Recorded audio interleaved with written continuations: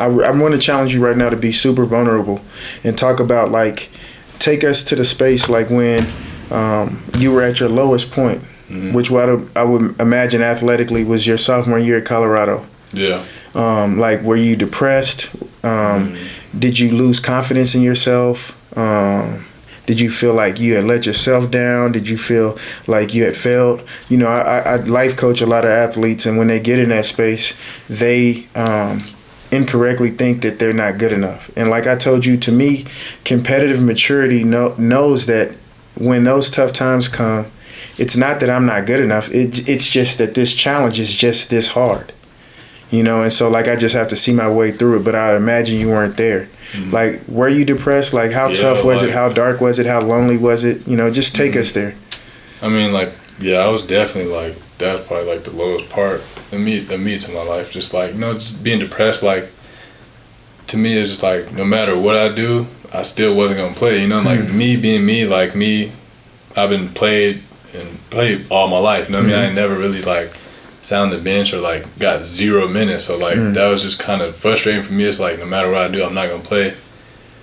But, I mean, like, it was just, like, I don't know. It just kind of made, like, looking back at it, it made me, like, kind of fall in love with it again. But, like, for a while, it's just, like, bro, like, why am I here? You know what I mean? Like, I'm coming here practicing, lifting, working my butt off, but I'm still not going to play. And, like, I don't know, it was a rough part for me, just like that, and just like from day to day, you know what I mean? It's just like,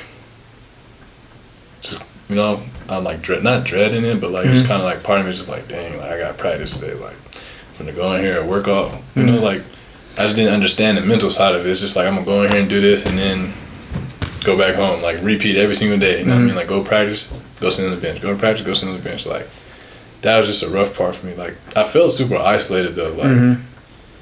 I mean, I did. Like, looking back at it, I was really isolated. And I probably could have made the situation a little bit worse just because, like, I was just kind of, like, I just closed everybody off, you know what I mean? Like, I didn't really want to talk. I didn't want to hang out. I was just, like, just trying to figure it out. But, yeah, like, I was really isolated.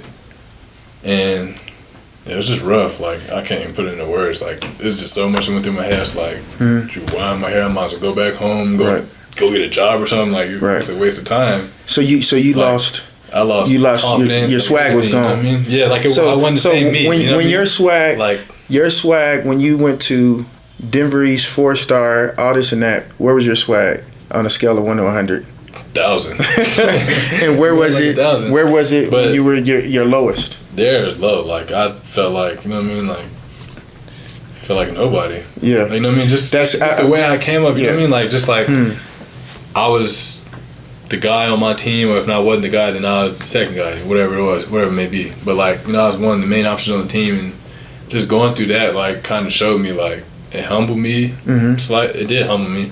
But it also opened my eyes to, like, you know, like I said, like everybody's the best from where they come from. So like it's a whole nother grind. So I want to talk about, I appreciate this. I just feel like this is going to help so many people. There are two things I want to really, like, lean in on. The first, like you said, you felt like a nobody. And I think that's so common. You know, like, we love basketball, and I've been there before. I think there are a lot of people there. And I think that, you know, that as much as I love basketball, as much as you love basketball, that shouldn't be your identity. You know, because, like, you should never feel like a nobody. You know, but there are a lot of people feeling like that. So, like, it was, like, now that you're on the other side of that, you know, how do you, you know, what advice would you give somebody that, like, if they came to you, like, man, I'm not playing, I'm sitting at the end of the bench and I feel like a nobody, what would you say? I mean, first thing is just, like, I mean, I know it's hard. It's easier to say than to actually do it, you know what I mean? Versus, like, you know, keep your confidence, but, like I said, it's easier to say that, but, like, keeping your confidence and just, like, kind of giving yourself goals, like, to reach for, you know what I mean? Just to keep you, like, kind of focused and busy in a way, like, keeping you focused, give yourself some goals, and then just, like, just looking at bigger picture, you know what I mean? It's bigger than the moment. Right. You know what I mean? Like, yeah, like, you know, it's not it's not gonna be like that forever. Right. You got to be tougher than your tough times. Like, you know, tough times. It's gonna seem long during that moment, but when you look back, it's like, dang, it really wasn't that long. Like, it wasn't as crazy as it seemed.